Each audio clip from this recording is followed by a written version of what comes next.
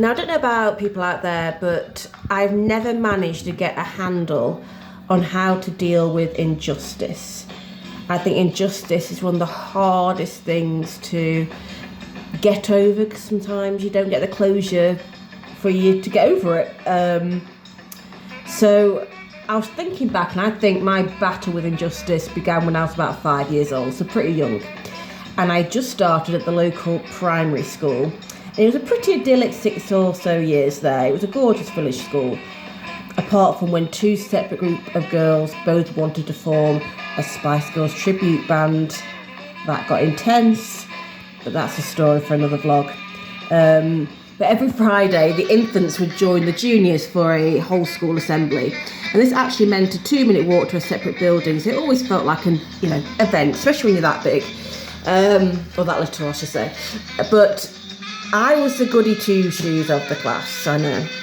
I was actually terrified of doing anything wrong. And I could never quite shake that tight. I'm still terrified of doing something wrong. But I was named the most angelic in my secondary school yearbook, most angelic. I probably would have preferred hottest girl or most likely to succeed, but again, why those titles were allowed in a, yearbook is another story. Anyway, back to the primary school. I'm going off on the tangents here, but if my memory serves me correctly, as 5 years old, it must have been one of my first whole school assemblies. And I remember year 6, who seemed ancients, got to sit at the back on chairs rather than on the floor. And I couldn't wait to be just like them. It seemed like they had this strange thing called life sorted. So as the teeny tiny ones, we were sat cross-legged at the front, all shiny shoed and pigtailed. And this is when the most mortifying moment of my short life occurred. Now, one of the cool girls in my class, the kind, the ones who had illegal multicoloured laces in their shoes instead of Velcro, tapped me on the shoulder. Now, the teacher at the front of the school was in full flow, and she also happened to be the wife of the headmaster and a member of my mum and dad's theatre company. Now, at first, I did what I knew to be right. I kept my eyes faced forward and my hands folded on my lap. And again, the tap on the shoulder. I turned my head ever so slightly, and big mistake. "Hey, Ellie," cool girl whispered. "Look what I can do." What she could do was tie and untie her laces. An impressive feat for a 5-year-old. However, now my little head was befuddled. I had been told it was kind to tell others well done and to try and make friends. I'd also been told that I should always listen when the teacher was talking. What was a little girl to do? Cool girl was now tying and untying her shoes at record speed, seemingly not planning on stopping until I acknowledged this wonder. So in my little conflicted brain, I decided to half turn my head and give what I hoped was an encouraging nod and smile. "Eleanor Jane Fern." The voice rang across the hall and all eyes turned to me. Yes, the teacher had chosen to look at me just as my attention had been swayed by the shoelace marvel. I turned back, red-faced. I hadn't gotten the full name treatment for a long time, and I just got it in front of the big kids, in front of everyone. "You pay attention right now, or I'll be calling your mother." I bowed my head in shame. My bottom lip wobbled and tears escaped. I felt as sad as I'd ever felt. Ironically, I wanted nothing more than for her to call my mum. I dared a glance at my big brother. He was 4 years older. He gave me a grin and a thumbs up. He was far more rebellious than me, so to this day, I don't know if he was being kind or applauding me on being told off. So I got home and magic mum's, hugs worked initially, but a new feeling was born and I couldn't shake it. That wasn't fair.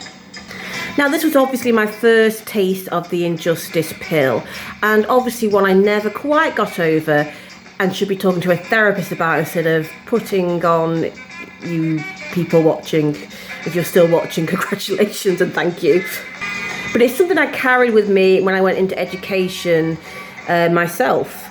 I recall a time telling a student off who looked pretty crestfallen. Later that lesson, another student confessed that the blame was with her. I sought out the original student so that they would hopefully survive a shoelace nightmare. Luckily, they accepted my apology and went on with the rest of their day. If only life was that simple. Wrongdoing, apology, closure. What do you do when you're simply stuck at the wrongdoing part of the list? Unfortunately, life isn't all shoelaces and magic mum hugs. In my life, I've had life-changing injustice, which I've struggled hugely with and continue to do so, to be honest. Now, there are various ways of dealing with it. Ranting to friends, yep. Family, yes. Facebook, guilty. I don't recommend it. And ranting at whoever did the wrongdoing, guilty again. And the problem with all these options is if you're anything like me, the injustice is too overwhelming. So your ranting becomes messy when the person in question refuses to acknowledge their behaviour.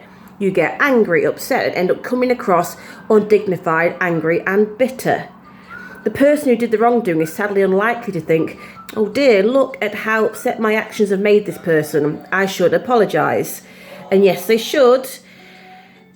But no, they are more likely to seize the opportunities to make you look like the bad guy. Thus, the injustice tree grows even more because people start to blame you. It's happened to me more than once and you end up feeling worse than ever. Life is very rarely fair to the good guy, even if they are voted the most angelic in their class.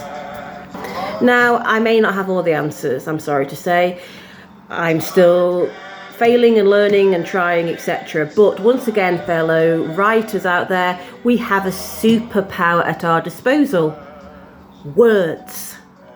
Words and how we use them have extraordinary power.